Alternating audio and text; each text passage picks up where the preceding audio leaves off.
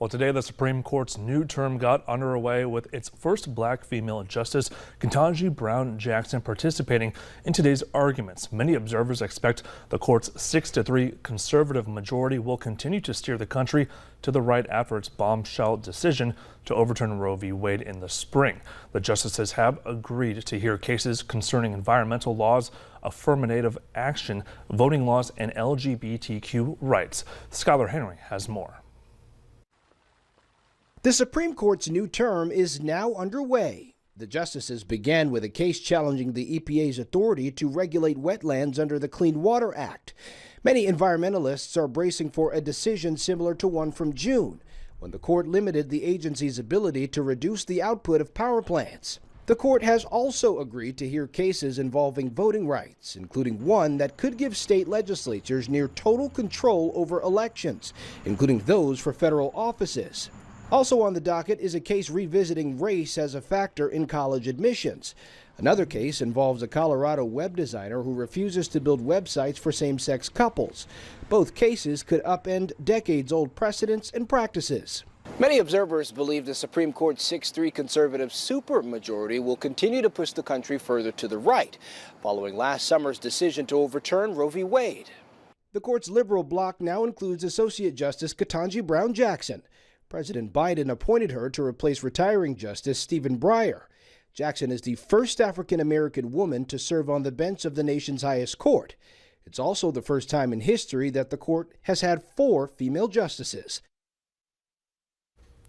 And today, spectators returned to the Supreme Court gallery for the first time in over 2.5 years. Members of the public had been banned since the pandemic broke out in March of 2020.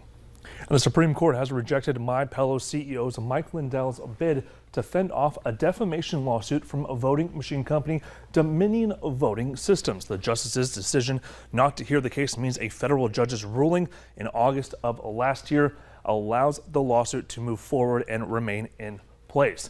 Dominion sued Lindell and My Pillow in February 2021, claiming $1.3 billion in damages and alleging that Lindell purposely pushed the big lie that Trump won the 2020 election. Well, indoor farms are growing in popularity, with many of them now sprouting up underground. Commuters in Taiwan are watching their lunch come to life right inside the city subway, and Tina Kraus has this story. The daily commute in Taiwan just got a lot more interesting as a tech company celebrates the opening of an underground farm in the capital city, Taipei. Metro Fresh grows organic greens inside a subway station, using technology to regulate light, temperature, and the best nutrients. The owner says since the COVID-19 pandemic, people have been paying more attention to food safety.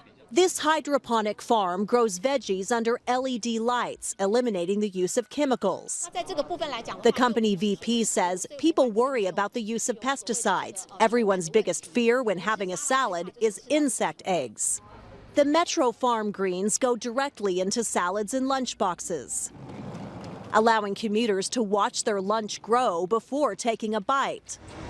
The concept of vertical indoor farms known as smart farms is also taking root in the U.S. and around the world. Experts say the process uses 95% less water than traditional farming, and there's no threat of bad weather or bugs. The downside is excessive energy costs, but since greens are grown in the city, transport costs are cheaper. Metro Fresh produces about 200 bags of lettuce every week and hopes to cultivate more interest in underground farming to bring more produce to the table. Tina Kraus, CBS News. And South Korea has put similar technology into their subway stations as the concept of utilizing vacant spaces while boosting sustainability catches on. Well, still to come on Valley News Live at 4, the latest on the email drama from the late North Dakota Attorney General. And Summer Schnellbach will give us another look at our forecast and what we can expect later on this week.